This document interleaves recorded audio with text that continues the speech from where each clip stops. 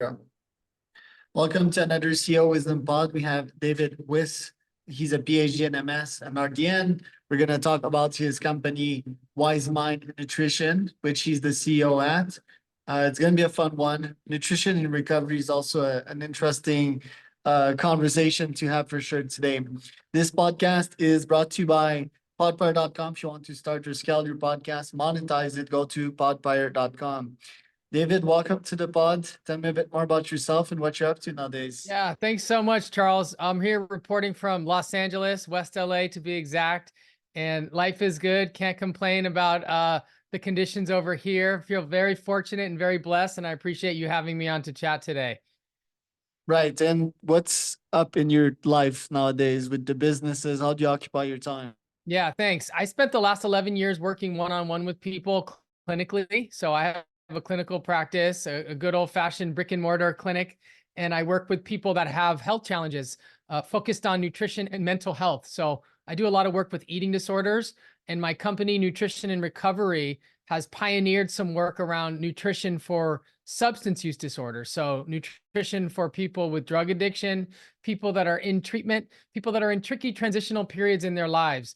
Looking to change their relationship with food, maybe do some blood testing, do some functional medicine work, and figure out some of the root causes and how to move into a next chapter with some more grace. So I've had a lot of success clinically and working with people. I also have an academic background, so I've done some publications. I actually collect data in my practice. So I'm split between clinician and researcher. I do mental health science, like I said, food addiction, eating disorders, stuff of that nature. And then more recently, in the last 2 years, I've launched the Wise Mind Nutrition app, which is, basically scaling the work that I do in my office to people that might not be able to afford it, or to people that are looking to enhance their experience working with a coach or with a practitioner or provider.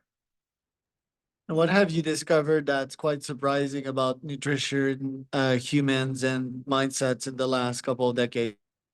Yeah, I mean, one thing that is, I think a lot of people are coming to terms with is that,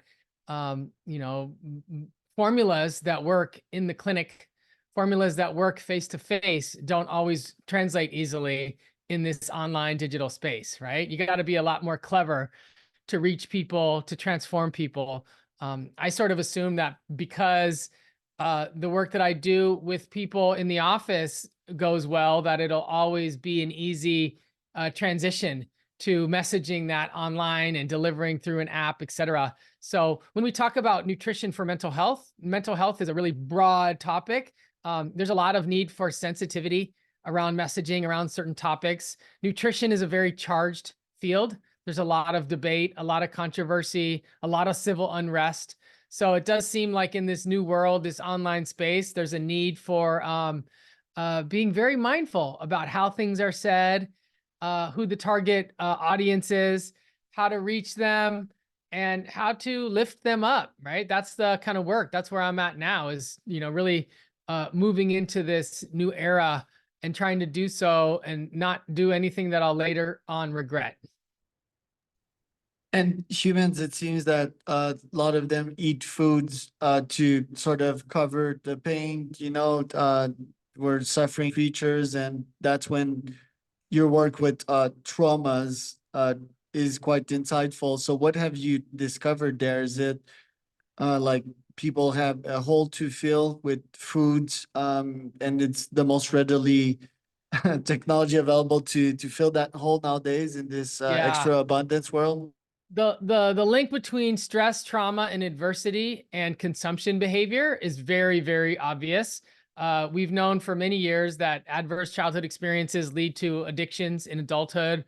We know that people that are under a lot more stress tend to reach for dopaminergic substances, caffeine, nicotine, sugar, food, alcohol, drugs, etc. So when people are trauma survivors or, experiencing adversity, either aware of it or unaware of it, it could be conscious or subconscious, we can predict how that's going to impact eating behaviors. And for some people, it leads to excess. For other people, it leads to efforts to cut back on the excess, so restriction.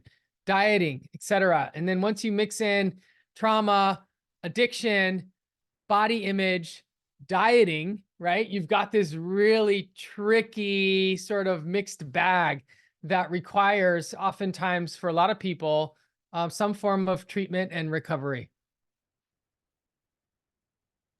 In the LA area, you have a brick and mortar. What do you often see in that area of the world vs other areas of the world? I'm guessing you speak with other doctors and see some slight differences there. Yeah, there's definitely a lot of appearance focus in the world, but it's heightened in Los Angeles. There's a lot of comparison. You know, I'm not far from Beverly Hills and Santa Monica and Hollywood, and I think a lot of people that live in LA feel a heightened sense of pressure, you know, to look a certain way, to perform a certain way, and there's a lot of vanity.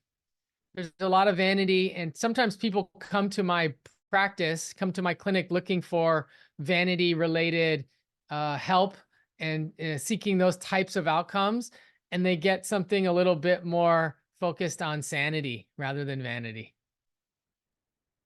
And what about recovery? Do you deal with like ex addicts? Because some, I mean, yeah, what's also readily available nowadays is drugs in that area of the world. Mhm. Sometimes, fortunately, it's laced with fentanyl, and yeah, we get these big problems. But I guess food is like a gateway back. It's a bit less worse than drugs, less dangerous for sure. Mm. So how does food come in the equation to someone that's on the recovery path? Yeah. So oftentimes when people are using, there can be weird food behavior because someone's, you know, one day using and they try to stop and the food goes up and right, people cycle between the two.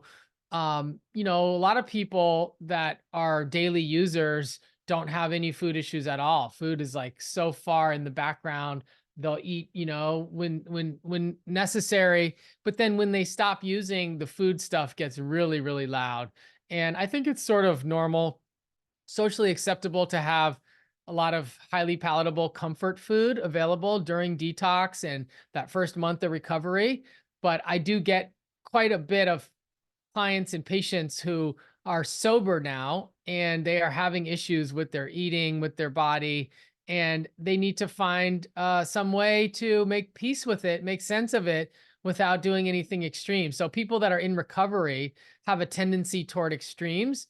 And a lot of times these people might gravitate towards fasting or keto or some of those things. And, you know, I'm not saying that those things are wrong or bad, but there are uh, additional layers of sensitivity that we need to think about in the context of mental health, because food is also related to the brain, right?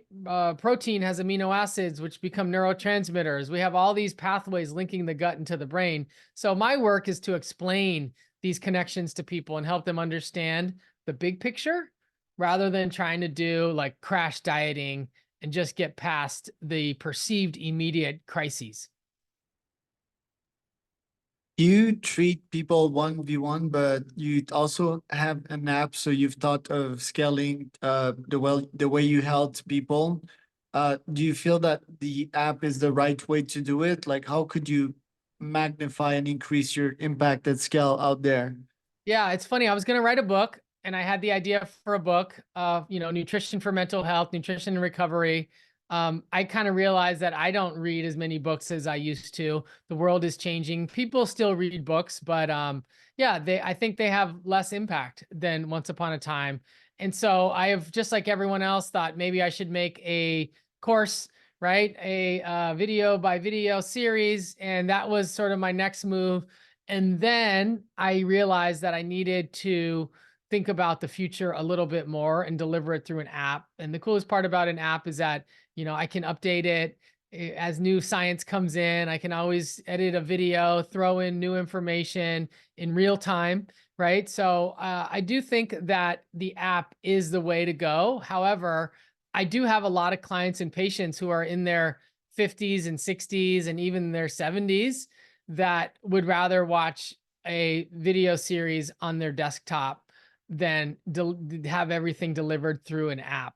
So I'm having a lot of success with the 20-year-olds and the 30-year-olds and the younger. And, sometimes it's a little bit more challenging to get the older generation to buy into the app. But, you can, cast the videos in the app to the screen. There's ways to make it all feasible. But yeah, it can be a little complicating for some people. But when I see my younger clients, intuitively, they're flying with it. What percentage of humans are addicted to sugar, and what would be a potential solution to that? Yeah. Our current estimates suggest that about 14% of the population meets criteria for ultra processed food addiction.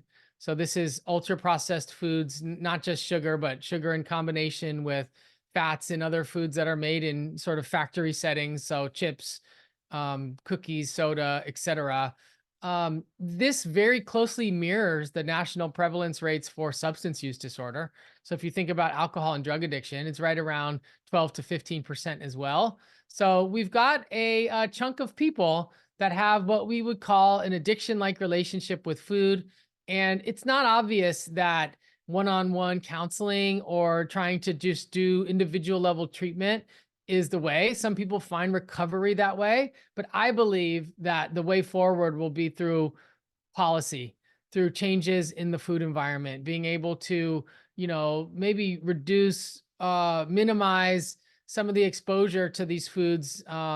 Potentially, like, I'd like to see some jurisdiction, some interdiction. Like, let's sue the big food companies for marketing to children. Let's go after these elites that have really gotten away with too much. They have too deep pockets. I think that is the way forward. And there are people working on this to be able to say, you know what, just like cigarettes, once upon a time they could get away with anything. And then it was like, we needed rules. And then there was taxes. And then, right, like we changed social norms around cigarettes. And I think we can do the same with ultra processed food. We'll never like get rid of them. And there's always going to be people that love them. I enjoy occasional treats, right? But when it's marketed to children and served in schools and served in prison system, it's just a tricky thing that is hard to justify, as people are unwell, have depression, anxiety, type 2 diabetes, and they're just laughing all their way to the bank. Do you think that diets affect people adversely in prison? I do. I do. But Um, don't they burn all of that if they like do calisthenics in there? yes, your point is well received, but I think that point is still looking at nutrition as just calories. But the conversation that I'm having is nutrition for mental health. So we know that if people don't get all the right nutrients, they can be more aggressive, be more depressed, be more impulsive. There are some, studies that have shown that, being able to bring certain nutrients to prisons can reduce violence. And this essentially helps people's chances of reintegrating back into society. If they were fed food that has properties that support brain health and support the nervous system and the immune system, help people feel calm. If you're just overactivating the dopamine system all day long, it's very difficult to feel peace inside. And so, yeah, I think you made one of my most important points without trying, which is that nutrition is more than calories. We're not just talking about calories here. We're actually talking about nutrients for mood and for behavior. So the lack of some, and can the presence of some things also affect your mind adversely? Like, let's say some toxic stuff that stays in your system for quite a while. Yeah, these ultra processed foods, it's not just about what's in them. It's also about what's removed from them. So a lot of the beneficial nutrients are not there, and the packaging that creates microplastics and nanoparticles and bisphenols and phthalates. And there's just a whole host of different chemicals that are quite aversive. What would be your top goals for this year, your top priorities? Yeah, I'm really working on getting the word of the app out to healthcare professionals who want to use it with their clients. So therapists, psychiatrists, psychologists, institutions that treat people that have mental health disorders and other challenges can use this app to augment their practice, to bring nutrition and lifestyle medicine into their one-on-one counseling, into their treatment programs, so that more people can get access to this no-cost, low-cost way of using nutrition to improve mental health. And what challenges do you expect on your journey there? And what challenges have you faced before in your company? Yeah, thank you. This conversation I'm having is not super popular yet in the United States. So it's more readily accepted in Australia, UK, Canada, parts of the South America. Brazil has done a lot of this amazing work. So it's not truly like a part of our healthcare system. So it does feel like sometimes I'm kind of a renegade against the system, trying to offer people alternative ways of treatment and whatnot. And sometimes, yeah, that pioneering work comes with a lot of darts and a lot of arrows. There's a lot of people that say, you're crazy. Nutrition has nothing to do with psychiatry. This is, ludicrous. And there's nothing wrong with the food. It's all good. Stop tripping. And it takes people to have a lot of courage to be able to stand firm and say, no, nutrition does matter. This is important. And we need to be talking about this. So I'm the guy that's got the courage, and I'm willing to take the arrows, willing to take the darts to be a part of the change that I know we need in this world. And do you feel there's lobbying then against your mission? Do you feel that, yeah, these actors like Big Sugar have an incentive to keep the things the way they are? Yep. Big pharma, big food, big ag. They're all in clear cahoots and have a very clear agenda to focus on, treatments that they can profit from. They can profit from medications and from the new, weight loss drugs and from surgeries. Whereas, nutrition, real food, locally sourced food for mental health, doesn't benefit them. And so there's a very clear agenda to silence this conversation. Well, let's hope you keep on fighting. So thanks for your service there. Where can people find out more about you, David? Yeah, my clinical practice is called Nutrition and Recovery. That's nutritionandrecovery.com. My personal Instagram is Dr. David Wiss, so DrDavidWiss. And then I have Wise Mind Nutrition, which is the app, which is available in the Apple App Store and the Google Play Store. The homepage, wisemindnutrition.com, has about 80 blogs at the intersection of nutrition and mental health. Really good information there. And then, of course, Wise Mind Nutrition has a Instagram, a YouTube, and a TikTok. And I'm quite responsive. I always reply. I'm always looking to make new connections and make new friends.